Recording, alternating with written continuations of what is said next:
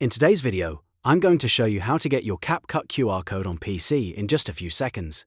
This is a super quick process, and it's really useful if you want to sign in faster, connect your account, or simply log into CapCut using your phone instead of typing everything manually. If this video helps, make sure to hit the like button and subscribe for more simple CapCut tutorials. Alright, let's jump right in. First, open CapCut on your PC.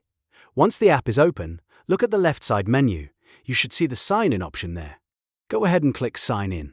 This will bring up the login options for your CapCut account. Now, instead of using an email or password, look for the option that says Use QR code. Click that option and CapCut will instantly generate your QR code on the screen. At this point, your CapCut QR code is ready to use. You can scan it with your mobile device to sign in quickly and securely.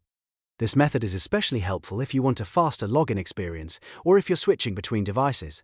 So just to recap, open CapCut on PC, click Sign In from the left menu, choose Use QR code, and your CapCut QR code will appear. If this tutorial helped, don't forget to like this video, subscribe to the channel, and turn on notifications so you never miss another easy tech guide. Thanks for watching, and I'll see you in the next one.